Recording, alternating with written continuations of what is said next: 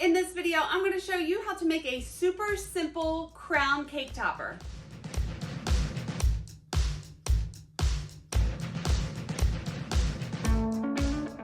Hi, it's Karolyn. Welcome back to my channel. I'm a professional cake decorator, and on this channel, I share my tips and tricks and ways that I bake and decorate cakes to help you along your journey. So if you'd like to join me, hit the subscribe button and the bell so you can get notified whenever I release a new video. This week I am making a spa party cake, and I'm doing a simple crown or tiara topper for it, and I want to show you how I do that. This is it's not an extremely detailed or decorated topper. It is pretty simple and something that beginners can definitely do. So you're going to need to print out a template. I can link the one that I use below, but you can also Google any crown template and use that if you like, and just use the technique that I show you in this video. And before we get started, I just want to remind you that I did design my first free guide for you guys. It's called the Birthday Cake Design Blueprint. It will help you come up with ideas to design your birthday cakes, and I will link that in the description below. So let's get into the video. To start, I'm going to be putting this on top of a 5-inch cake. So I have a 5-inch cake pan here, just so I can make sure that I'm doing everything the correct size. I Googled fondant crown template or something like that. I'll find this and link this below. And I went on Microsoft Word and I cropped it, and then I made it the size of this whole paper, right? So I want to see if this is going to fit on the cake, and that's why I have the cake pan here. This may not make sense, but it will. It's not too big, right?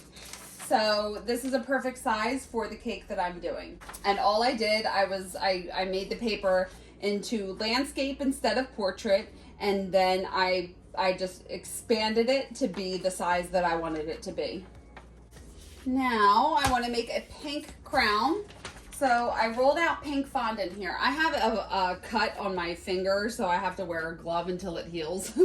And I rolled it out to about, I don't know, a 1/4 inch thick, right? You want it to be a little thick, not too thick, but a little thick so it can hold its shape. I mixed a lot of Tylose powder in here, a little more than normal. The Tylose powder is going to help the fondant set hard and hold its shape, kind of like gum paste. So I sprinkled, probably in this amount, I sprinkled about a teaspoon of Tylose powder into the fondant. Knead the fondant together, set it aside, and let it sit for about 20 minutes so the Tylose can start to work its magic. And then I just rolled it into a log and rolled it out to this 1/4 inch thickness. It's probably not a 1/4 inch. I think it's like 1/8 inch, but whatever, you get what I mean. So now I'm just going to put this on top. Whenever you put anything on top of fondant, make sure that it's completely on the fondant and not hanging off, because I've done it so many times where I start to trace and I'm like, oh crap, I'm not even on the fondant. So place it down. Make sure all parts are on the fondant. And then I have a Dresden tool. You can use any tool that comes to a point or the end of a paintbrush. And I'm just going to trace the lines on here. So just following the black line. And what I want to do, I'm pressing hard enough so I can transfer the line onto the fondant. But if you press too hard, you're going to poke a hole in the paper. And if you get a hole in the fondant where you're tracing, it's difficult to cut that out. So just make sure you find the correct pressure and trace the whole thing.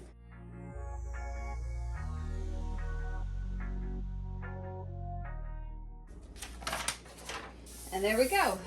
And like always, when I cut anything out of fondant, I have a wet paper towel so I can keep wiping the X-Acto blade off in case any fondant starts to stick to it. And just take the X-Acto blade or take your X-Acto knife and start to cut it out. And just make sure that you're holding the knife straight up and down and not in on an angle. I just like to start at the points down in the middle and then trace the line up to the top. I find it a little easier.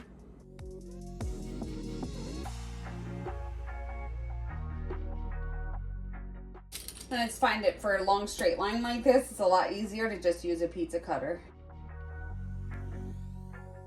After you make any cuts in fondant, just take your fingers and run them over the cuts just to smooth everything out, because it tends to get a little jagged when you cut when you cut into fondant. And now I just want to add a little bit of detail into here. So what I'm going to do is just add some lines. So I have this was a yardstick that I just cut in half. I just want to put a couple lines at the bottom. Just make sure it's straight and not up on an angle, right? And you don't have to do this. I just feel like adding a little bit of detail at the bottom. So I'm going to use the end of my Dresden tool. Just do one and then come up again like 2 more times. Trying to make it equidistant.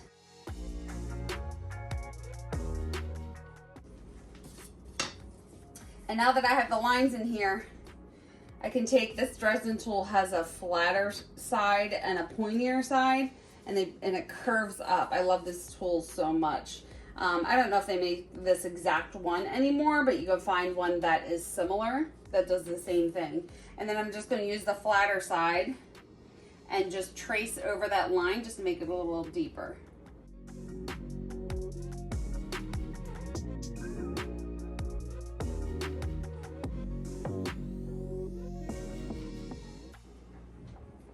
And I just want to add a little detail here. So I have a small heart cutter and I want to put it in the middle of the top. I have to turn it this way so I can see it, so I can put it in the middle.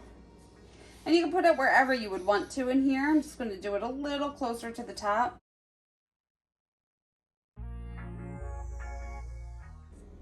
Nice. And then I can take my Dresden tool and smooth out the cuts in here. Okay. Now I want to wrap this around something so it can hold its shape while it dries. You need something with flat sides so it can wrap around. If you want to use something like a peanut butter container, big ups to Jif Creamy. Come on, people. It's going to be difficult because this tapers at the bottom. So you want to find something that has straight sides on it, like a big can or whatever has straight sides. I'm talking too much about that. And I have a piece of wax paper and I'm just going to wrap it around. And where it overlaps, I'm going to tape it. Like I always do, I always make a little handy tape tab. So just put the top down on itself. So when you go to pull it off, you could just easily lift it off. Right? See, my little tape tab. You can easily remove tape if you make a tape tab. But anyway, I want to put this on a small cutting board so I can easily transfer it. So this the Tylose has been working in this, so it's holding its shape and I can move it without it breaking. And I'm just going to wrap it around here. Now a couple different ways that you can hold this up to make sure it's not going to sink. You can take a little bit of shortening on the back of a paintbrush and just get it behind these little points here. So I have a little bit, can you see this? A little bit of shortening here. And if you just get it on each of the points and then press it against the wax paper, it's going to hold it up so it's not going to fall down. Now this design, it's not going to close in the back, and that's okay. If you wanted it to close in the back, you're going to have to make it a little bit longer. So now this is sticking to the wax paper and it's not going to fall down. It's very important that you have the Tylose mixed in here so it can hold its shape. If you use soft fondant and try to do this, it's not going to work. Now you can also, if you want to, peel this back a little bit to give it a little shape, a little movement, if you will.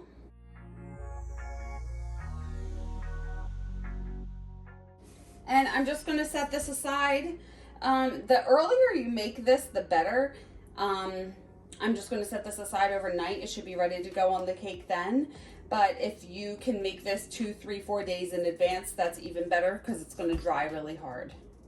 And just set it out at room temperature. You don't have to put it in the refrigerator. Just let air get to it so it can dry the fondant really hard. All right, now this has been sitting out overnight, and it's holding its shape, so I'm just going to lift it up. Now, you don't have to make it touch in the back. If you wanted to, if you don't like this look like a tiara kind of that doesn't close in the back, you could have extended it. I don't know, I like it open a little bit. I don't know. So now I want to, first of all, take a little paper towel, and there's a little bit of Crisco or shortening where it was being held onto the wax paper, and just wipe that off. And now I just want to put it on top of the cake here. This is fresh out of the refrigerator, so I'm not going to mess up the icing. And this is pretty solid. I mean, you can break it. You have to be a little careful. I have some piping gel here and a paintbrush, and I'm just going to get some piping gel on the paintbrush, and I'm gently just putting some piping gel all along the bottom. You just have to handle it really careful to make sure that you don't break it. It is hard, you can still break it. It's not like rock solid. And then just center it on the cake. And I can see a little bit of piping gel sticking and like oozing out from underneath. So I'm just gonna take a clean paintbrush and just wipe that piping gel away and wipe it on a paper towel. Now, if you want to, this is just a simple crown topper. If you want to, you can get like some non-edible bling and cut a strip off and put it around the bottom. Let's see what that looks like. So these come in rows, and I'm just gonna cut, let's say, just 3 rows.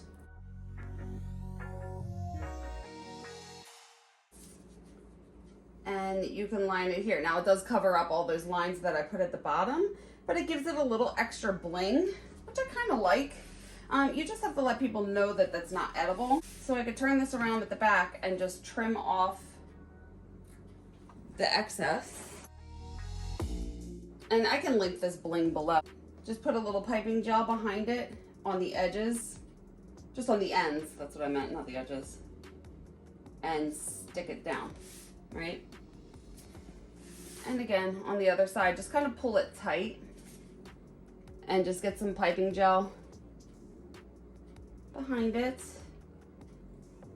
And I'm doing like a glob of it, if you will, just like enough so the bling will stick to it. And there is your simple little crown cake topper. So here you go. Here is the super adorable, simple crown cake topper. This is for a little spa party cake, and I actually do have videos on how I make this big bow and also how I make that edible image happy birthday sign at the bottom, so I can link them below as well. Gonna put this down. So again, like I said, this is just really a beginner tutorial for a crown. If you want to, you can embellish that crown with other decorations, but I was just keeping it simple for this design. And also you want to make sure that you use a lot of Tylose powder. Tylose powder or CMC powder, whatever, I can link it below. Just sprinkle it in there, knead it in the fondant, let it sit for a little bit, and you'll feel it start to work and it'll start to harden the fondant. You need the Tylose powder in this, or you need to use gum paste so it can hold its shape. So I think that is it for now. If you have any questions or comments, leave them below and I will get back to you. And you can follow me on social media. I'm on Instagram and Facebook, and I have my website, and I will link everything below as well. And if you want to stick around, you can watch these videos next and hit the subscribe button and the bell if you haven't already. Please like this video if you liked it and got something out of it. Thank you so much for watching, and I will see you on the next one. Bye.